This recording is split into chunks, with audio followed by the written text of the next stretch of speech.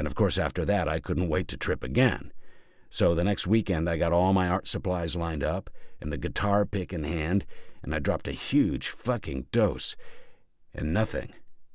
Worse than nothing, because the guitar pick was just what it was, a cheap piece of plastic. But there was a malign presence in the room, like a giant black Pillsbury Doughboy, and I was being squashed and smothered under it, and it was laughing at me because the whole guitar pick event was a scam designed to get me to trip again so this thing could eat me. You remember Zubkov, don't you, my old roommate, pre-med? The guy who stayed in his room studying all the time? We called him the Magic Mushroom. I heard from him again, out of the blue. He's a research scientist now. I joined a study he was doing on a drug to enhance creativity. Did you ever wonder how your brain worked? Like, say, where do ideas come from? I mean, where do they come from? A completely new idea, like relativity or using perspective in painting. Or why are some people terrifically creative and others are potzers? Okay, being you, maybe the whole issue never came up. But it's always fascinated me, the question of questions. And even beyond that, I desperately wanted to get back to the guitar pick. I wanted to see what's next. I mean, in Western art.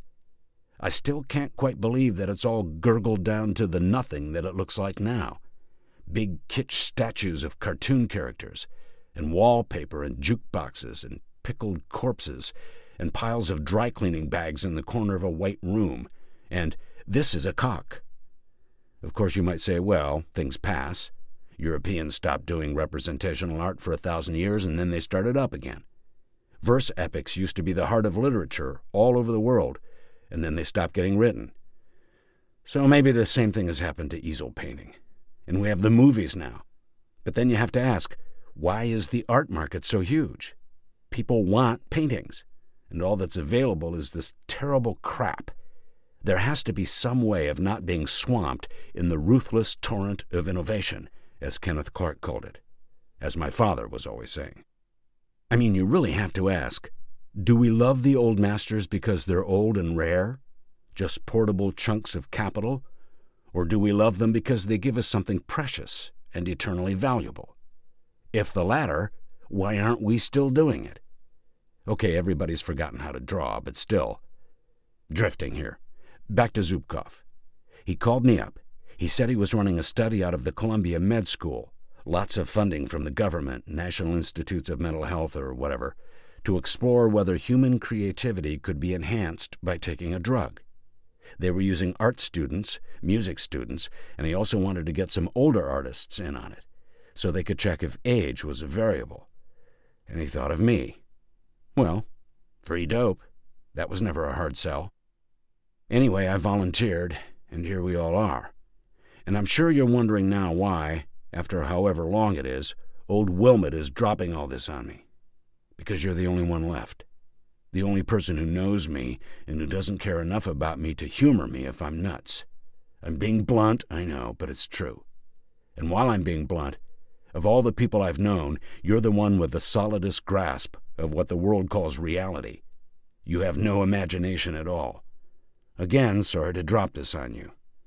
I'm dying to know what you think. Setting the stage. Interesting phrase, that.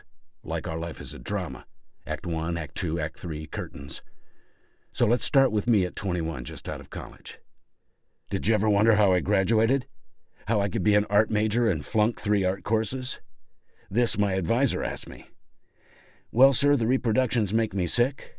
I can't look at them, and I can't write about painting. The words seem like jokes.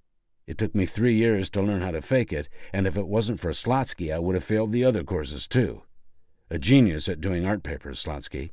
If they hung 1,200-word art papers in museums, Slotsky would be one of the great artists of our generation. I was home in Oyster Bay. Home sweet home. And all I could think of was how to get out of there before I killed myself. Or him. My dad. I don't think I ever mentioned this to you, but Dad had a little problem. He was chasing Kendra the maid again, although she's practically deformed. How could he? Maybe he stopped seeing them as they are. It was worse before Mother started hiring the maids. Not that she cares anymore, but We kept losing maids, and of course she needed a maid by then. She could hardly function by herself. I remember you invited me out to your aunt's place one summer, and you might have wondered why I never reciprocated. Well, Dad's problem is one reason. Maybe he would have behaved himself with guests, always a sense of decorum in public, but I didn't want to risk it. Another reason, there are nude portraits of my mother on every fucking wall in the house. Interesting progression, though, from pre-Raphaelite sylph, my favorite, if that's the word, she's maybe a couple of years older than I am now, naked, hair shoulder length, leaning against a wall, looking out at all of us. Am I not beautiful? To classical Venus, to the Titian version, finally to Rubens, and then he stopped painting her. Or maybe she stopped posing. I wonder what she tipped the scales at that summer. 400 or even 500? I couldn't look anymore. But she got even with him in a sort of Dorian Gray self-destructo way. Anyway, you have to imagine me skulking around that huge echoing house, wishing I had the balls to join a cult, the kind where you get a tattoo on your forehead, and other stupid thoughts, and decided I was never going to play into his hands. I was never going to wreck myself to get even, like she did. Why didn't she leave him? I never figured that out. It's not like she didn't have any money. Her dad had plenty, made it in switching equipment for the railroads.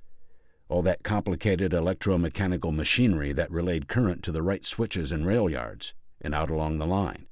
There used to be something called a Petri junction that got some use in telephone exchanges, too. Westinghouse bought him out right after the war for something like $30 million, which was serious money in those days. He died when I was 7 or so, but I knew my grandmother pretty well. Grandma Petrie was a character, a beautiful, stupid woman, always concerned about whether her hair was right. She lived with us for 12 years after the old man died, becoming dimmer by the year and increasingly concerned with the church and her place in the next world. A little Dickensian drama here on the shore of the Sound. Or one of those other guys, a lavender-scented breath from the previous century. Dad, of course, smarming around, phony as hell about all the religious horse shit, entertaining fat monsignors right and left, making sure we were all raised in the church, Catholic schools and all, Charlotte to Sacred Heart, of course, and me to Columbia, only because the old man went there, instead of the decent art school I should have gone to. Grandma didn't much like me. Charlotte was her favorite.